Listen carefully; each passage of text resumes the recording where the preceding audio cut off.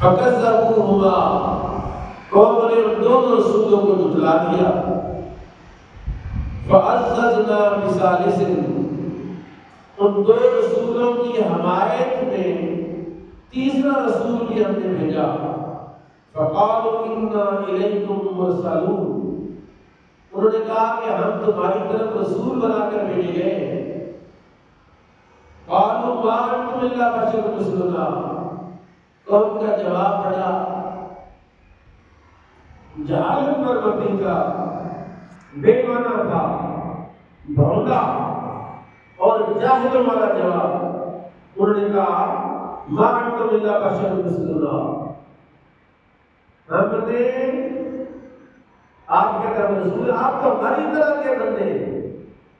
ما انتم الا بشر مثلنا، ہماری طرح کے بندے، آپ کبھی رسول کیسے بن گئے؟ وما انزل الرحمن من شيء، اللہ نے رحمان نے تم پر کوئی شے نہیں نازل کی۔ ان انتم الا تکذبون، تم تو کبھی تکذیب کر رہے ہو، جھوٹ بول رہے ہو کہ اللہ نے تمہیں رسول بنا کر بھیجا ہے، نبی بنا کر بھیجا ہے۔ قالوا ربنا يعلم انا الیکم لمرسلون، ان تین انبیاء نے کہا ہمارا رب جانتا ہے کہ اس نے ہمیں تمہاری طرف رسول بنا کر بھیجا۔ وما علینا الا البلاغ المبین، اور یہ جو تم ہمارے ساتھ رویہ رکھے ہوئے ہو، تمہارا رویہ یہ جہالت پر مبنی ہے، ہم پر تو صرف واضح کر کے پیغام الہی کو پہنچانا ہے، وہ ہم نے پہنچا دیا ہے۔ جو ڈیوٹی اللہ نے ہماری لگائی تھی وہ ہم نے پوری کر دی ہے۔ قالوا انا تطیرنا بکم، اب انبیاء کہتے کیا تھے ان کو؟ انبیاء کی دعوت یہ تھی کہ تم کم نہ تولو، تول پورا کرو، وزن پورا کرو، اور تول اور وزن پورا کر دو، جھوٹ نہ بولو،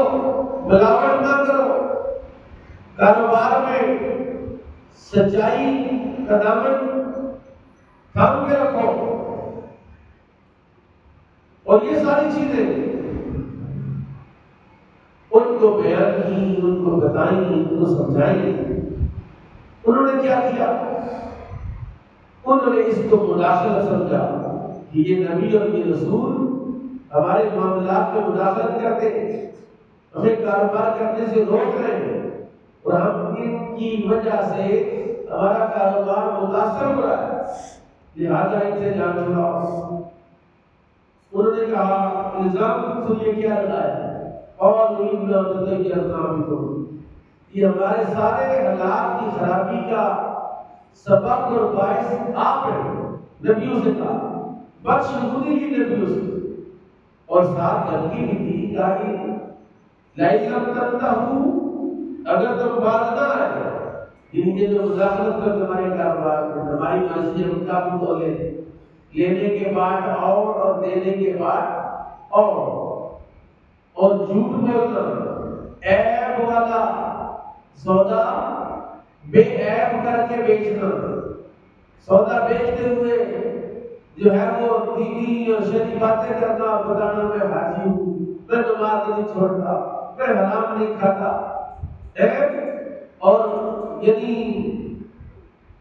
منافقت کرنا، اس بات کو کہ دین اسلام اور شریعت کو بیچ میں لانا تاکہ اللہ بندہ متاثر ہو جائے کہ یار اس بندے سے سودا لے رہی ہے دیندار آدمی ہے۔ فرمایا اگر تم باز نہ آئے اب تمہیں رجم کر دیں گے، اور تمہیں ہم دردناک عذاب دیں گے یہ جو تم ہمارے ساتھ اس طرح کر رہے ہو۔ اب سنیے ان معزز محترم قابل صد احترام انبیاء کا جواب سنیے جو قرآن نے بیان کیا۔ قالوا طائركم معكم، تمہاری بدشگونی تو تمہارے اپنے ساتھ ہے۔ تمہیں یاد نہیں جب تم کم توڑتے ہو، جب تم ملاوٹ کرتے ہو، جب تم ہیرا پھیری کرتے ہو، جب تم فراڈ کرتے ہو، تو یہی تو تمہاری بدشگونی ہے، تمہاری تباہی کا سبب یہ جو ہم مسئلہ بیان کر رہے ہیں، شریعت بیان کر رہے ہیں، یہ جو ہم تمہیں حق اور سچ کا رستہ اختیار کرنے کا مشورہ دے رہے ہیں، ہمارا تمہیں اس بات کا مشورہ دینا یہ بدشگونی نہیں، بدشگونی تمہارے کردار کے اندر ہے، تمہارے اعمال کے اندر ہے،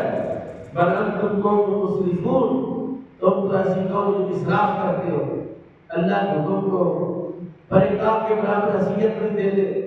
پھر کیسے تمہارے کاروبار میں برکت آئے، پھر کیسے تمہارے مال میں برکت آئے، پھر کیسے تمہارے گھر میں برکت آئے؟ تو یہ ساری باتیں جب انبیاء نے ان سے کہیں